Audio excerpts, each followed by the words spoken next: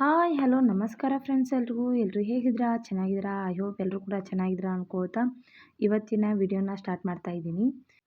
1ರಿಂದ 15 ವರ್ಷದೊಳಗಿನ ಮಕ್ಕಳಿಗೆ ಆಧಾರ್ ಕಾರ್ಡ್ನಲ್ಲಿ ಹೊಸ ನಿಯಮಗಳು ಜಾರಿಗೆಯಾಗಲಿದೆ ಮತ್ತು ಕೇಂದ್ರ ಬಜೆಟ್ ಮಂಡನೆ ಸಂದರ್ಭದಲ್ಲಿ ಹಣಕಾಸು ಸಚಿವೆ ನಿರ್ಮಲಾ ಸೀತಾರಾಮನ್ ಎನ್ಪಿಎಸ್ ವಾತ್ಸಲ್ಯ ಅಂದರೆ ಎನ್ಪಿಎಸ್ ಯೋಜನೆಯನ್ನು ಘೋಷಿಸಿದ್ದಾರೆ. ಹಾಗಾಗಿ ಇದರ ಬಗ್ಗೆ ಸಂಪೂರ್ಣ ಮಾಹಿತಿಯನ್ನು ಈ ವಿಡಿಯೋದೊಳಗೆ ತಿಳಿಸ್ತಾ ಇದ್ದೀನಿ. ಹಾಗಾಗಿ ಪೂರ್ತಿ ವಿಡಿಯೋನ ಸ್ಕಿಪ್ ಮಾಡದೆ ನೋಡಿ.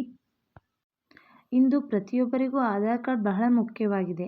ಆಧಾರ್ ಕಾರ್ಡನ್ನು ಮುಖ್ಯ ಐಡೆಂಟಿಟಿ ಕಾರ್ಡ್ ಆಗಿ ಬಳಸುತ್ತೇವೆ.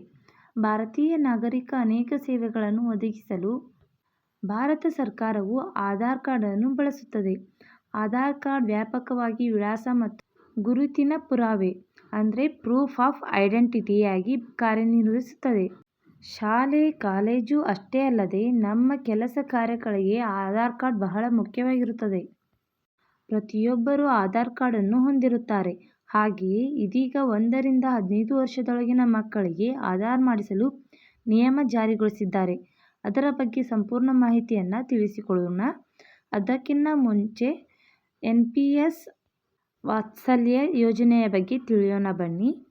ಕೇಂದ್ರ ಬಜೆಟ್ ಅಂದರೆ ಯೂನಿಯನ್ ಬಜೆಟ್ ಮಂಡನೆ ಸಂದರ್ಭದಲ್ಲಿ ಹಣಕಾಸು ಸಚಿವೆ ನಿರ್ಮಲಾ ಸೀತಾರಾಮನ್ ಎನ್ಪಿಎಸ್ ವಾತ್ಸಲ್ಯ ಯೋಜನೆಯನ್ನು ಪ್ರಾರಂಭಿಸುವುದಾಗಿ ಘೋಷಿಸಿದರು.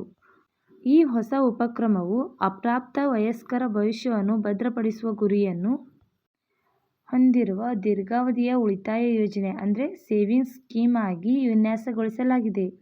ಅವರು ಬೆಳೆದಂತೆ ಆರ್ಥಿಕವಾಗಿ ಸ್ಥಿರತೆಯನ್ನು ಖಾತ್ರಿಪಡಿಸುತ್ತದೆ.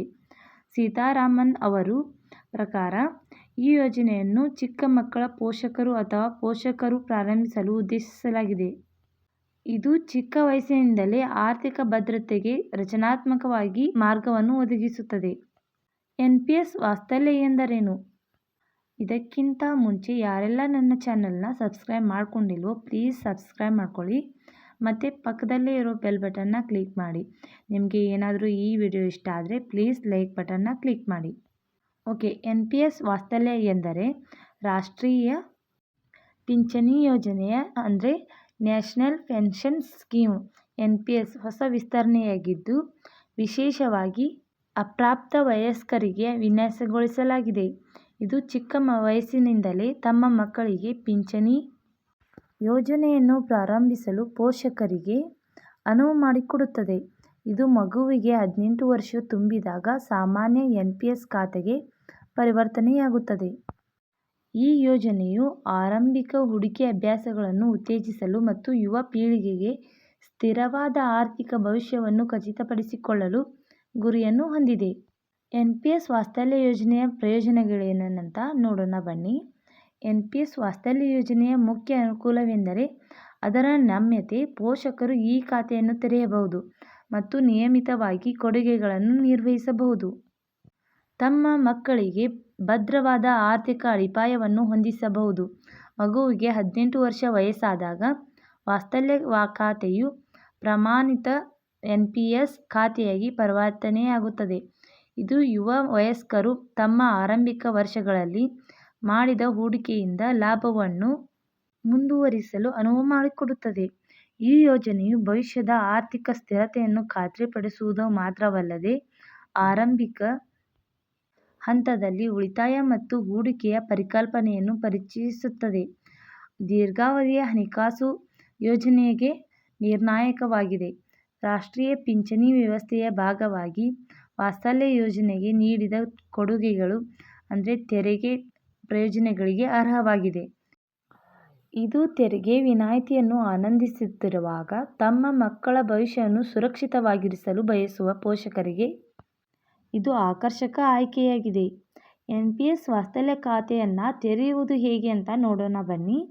ರಾಷ್ಟ್ರೀಯ ಪಿಂಚಣಿ ವ್ಯವಸ್ಥೆಯಡಿ ಕಾರ್ಯನಿರ್ವಹಿಸುತ್ತಿರುವ ಯಾವುದೇ ಅಂಚೆ ಕಚೇರಿ ಅಥವಾ ರಾಷ್ಟ್ರೀಯ ಬ್ಯಾಂಕ್ನಲ್ಲಿ ಪೋಷಕರು ಎನ್ಪಿಎಸ್ ವಾತ್ಸಲ್ಯ ಖಾತೆಯನ್ನು ತೆರೆಯಬಹುದು.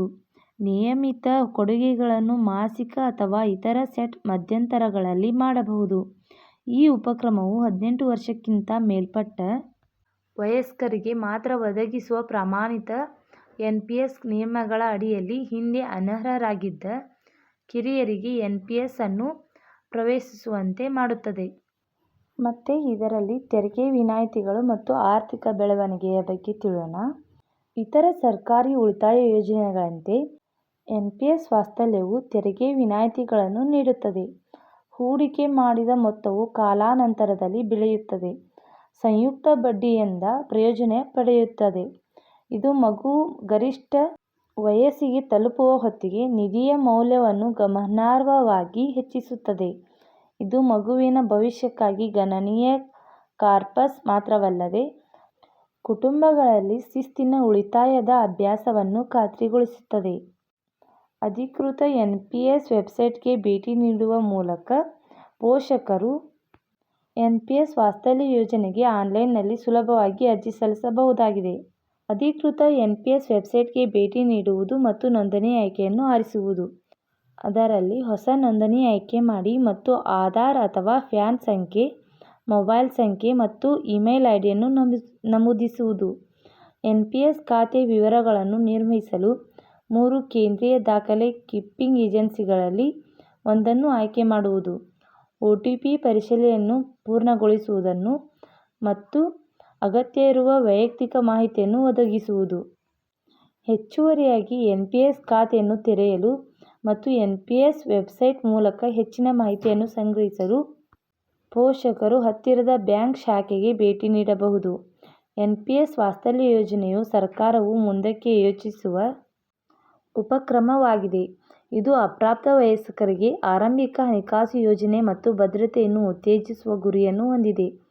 ಪೋಷಕರು ತಮ್ಮ ಮಕ್ಕಳಿಗೆ ಚಿಕ್ಕ ವಯಸ್ಸಿನಿಂದಲೇ ಪಿಂಚಣಿ ಯೋಜನೆಯನ್ನು ಪ್ರಾರಂಭಿಸಲು ಅವಕಾಶ ನೀಡುವ ಮೂಲಕ ಮುಂದಿನ ಪೀಳಿಗೆಯು ಭದ್ರವಾದ ಆರ್ಥಿಕ ಅಡಿಪಾಯ ಮತ್ತು ಬೇರೂರಿರುವ ಉಳಿತಾಯದ ಅಭ್ಯಾಸದೊಂದಿಗೆ ಬೆಳೆಯುವುದನ್ನು ಖಾತ್ರಿಪಡಿಸುತ್ತದೆ.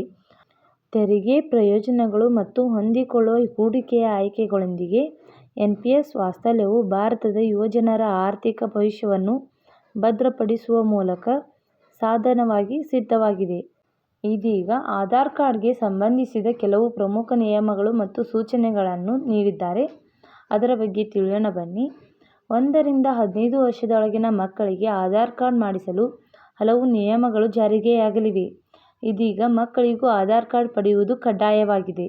ಇಂದು ಆಧಾರ್ ಕಾರ್ಡ್ ಹೆಚ್ಚು ಬಳಕೆಯಲ್ಲಿದ್ದು, ಮಕ್ಕಳ ಶಾಲೆಗಳಲ್ಲಿ ಅಥವಾ ಶಿಕ್ಷಣ ಸಂಸ್ಥೆಗಳಲ್ಲಿ ದಾಖಲೆಗಳಿಗಾಗಿ ಅಥವಾ ಸರ್ಕಾರಿ ಅಥವಾ ಖಾಸಗಿ ಕೆಲಸ ಕಾರ್ಯಗಳಲ್ಲಿ ಅಷ್ಟೇ ಅಲ್ಲದೆ ಸರ್ಕಾರದ ಹಲವು ಯೋಜನೆಗಳನ್ನು ಲಾಭವನ್ನು ಪಡೆಯಲು ಅಥವಾ ಉಳಿತಾಯ ಖಾತೆ ಸೇವಿಂಗ್ಸ್ ಅಕೌಂಟ್ ತೆರೆಯಲು ಆಧಾರ್ ಕಾರ್ಡ್ ಮಾತ್ರ ಹೆಚ್ಚು ಬಳಸಲಾಗುವ ಗುರುತಿನ ಚೀಟಿಯಾಗಿದೆ. ಇಂದು ಮಕ್ಕಳಿಗೂ ಕೂಡ ಆಧಾರ್ ಕಾರ್ಡ್ ಬಹಳ ಅವಶ್ಯಕತೆ ಇದೆ. ಮಕ್ಕಳಿಗೆ ಆಧಾರ್ ಕಾರ್ಡ್ ಮಾಡಿಸಲು ನಿಯಮಗಳನ್ನು ಜಾರಿ ಮಾಡಿದ್ದಾರೆ. ಅದರ ಬಗ್ಗೆ ಮಾಹಿತಿಯನ್ನು ಈ ಮುಂದೆ ತಿಳಿಸಲಾಗಿದೆ. ದಯವಿಟ್ಟು ಪೂರ್ತಿ ವಿಡಿಯೋನ ಸ್ಕಿಪ್ ಮಾಡದೆ ನೋಡಿ. 1 ರಿಂದ 15 ವರ್ಷದೊಳಗಿನ ಮಕ್ಕಳಿಗೆ ಆಧಾರ್ ಕಾರ್ಡ್ ಮಾಡಿಸುವ ವಿಧಾನ. ಮೊದಲು ಮಗುವಿನ ಜನನ ಪ್ರಮಾಣ ಪತ್ರ ಮತ್ತು ನಿಮ್ಮ ಸ್ವಂತ ಕೆಲಸ ಅಥವಾ ತಂದೆಯ ಗುರುತಿನ ಚೀಟಿಯನ್ನು ನೀವು ಬಳಸುವ ದಾಖಲೆಯನ್ನು ಸಿದ್ಧಪಡಿಸಬೇಕು. ನಂತರ ನೀವು ನಿಮ್ಮ ಹತ್ತಿರದ ಆಧಾರ್ ಕೇಂದ್ರಕ್ಕೆ ಹೋಗಬೇಕು. ನೀವು ಆನ್ಲೈನ್ ಮಾಧ್ಯಮದ ಮೂಲಕ ಅರ್ಜಿಸಲು ಸಾಧ್ಯವಿಲ್ಲ. ನಿಮ್ಮ ಹತ್ತಿರದ ಆಧಾರ್ ಕೇಂದ್ರಕ್ಕೆ ಹೋಗಿ ನಿಮ್ಮ ಮಕ್ಕಳ ಆಧಾರ್ ಕಾರ್ಡ್ ಮಾಡಿಸಿಕೊಳ್ಳಬೇಕು. 5 ವರ್ಷಕ್ಕಿಂತ ಕಡಿಮೆ ವಯಸ್ಸಿನ ಮಕ್ಕಳಿಗೆ ಮಕ್ಕಳ ಫೋಟೋಗಳನ್ನು ಮಾತ್ರ ತೆಗೆದುಕೊಳ್ಳಲಾಗುತ್ತದೆ ಮತ್ತು ಉಳಿದ ಎಲ್ಲ ಮಾಹಿತಿಯನ್ನು ತಂದೆ ಅಥವಾ ತಾಯಿಯ ಪ್ರಕಾರ ಆಧಾರ್ ಕಾರ್ಡ್ನಲ್ಲಿ ನೀಡಲಾಗುತ್ತದೆ. ಇದರಲ್ಲಿ ತಂದೆ ಅಥವಾ ತಾಯಿಯ ಬೆರಳಚ್ಚು ಮತ್ತು ಉನ್ನತ ಸಂಶೋಧನಾ ಸ್ಕ್ಯಾನರ್ ಇರುತ್ತದೆ. 5 ರಿಂದ 15 ವರ್ಷದೊಳಗಿನ ಮಕ್ಕಳಿಗೆ ಹೆಚ್ಚಿನ ಸಂಶೋಧನಾ ಸ್ಕ್ಯಾನರ್, ಫೋಟೋ, ಬೆರಳಚ್ಚು ಮತ್ತು ಬಯೋಮೆಟ್ರಿಕ್ ಡೇಟಾವನ್ನು ಸಹ ಅಗತ್ಯವಾಗಿದೆ ಮತ್ತು 15 ವರ್ಷಗಳ ನಂತರ ಮಕ್ಕಳು ಮತ್ತೆ ಬಯೋಮೆಟ್ರಿಕ್ ಡೇಟಾವನ್ನು ನವೀಕರಿಸಬೇಕಾಗುತ್ತದೆ. ಹಾಗಾದರೆ ಮಕ್ಕಳಿಗೆ ಆಧಾರ್ ಕಾರ್ಡ್ ಮಾಡಲು ಇರಬೇಕಾದ ಪ್ರಮುಖ ದಾಖಲೆಗಳು ಏನೇನಂತ ನೋಡೋಣ ಬನ್ನಿ. ಮೊದಲಿಗೆ ಜನನ ಪ್ರಮಾಣ ಪತ್ರ, ಆಸ್ಪತ್ರೆಯಿಂದ ನೀಡಲಾದ ಡಿಸ್ಚಾರ್ಜ್ ಪ್ರಮಾಣ ಪತ್ರ, ಶಾಲಾ ಗುರುತಿನ ಚೀಟಿ ಅಥವಾ ಪೋಷಕರಲ್ಲಿ ಒಬ್ಬರ ಆಧಾರ್ ಕಾರ್ಡ್, ಮತದಾರರ ಗುರುತಿನ ಚೀಟಿ ಅಥವಾ ಚಾಲನಾ ಪರವಾನಗಿ ಅಥವಾ ಪಾಸ್ಪೋರ್ಟ್. ಇವಿಷ್ಟು ದಾಖಲೆಗಳನ್ನು ತೆಗೆದುಕೊಂಡು ಹೋಗಿ ನಿಮ್ಮ ಹತ್ತಿರದ ಆಧಾರ್ ಕೇಂದ್ರದಲ್ಲಿ ಆಧಾರ್ ಕಾರ್ಡ್ ಮಾಡಿಸುವುದು ಉತ್ತಮವಾಗಿದೆ. ಈ ವಿಡಿಯೋ ಇಷ್ಟ ಆಗಿದ್ದರೆ please like, share and subscribe ಮಾಡಿ. Thank you so much for watching. Thank you.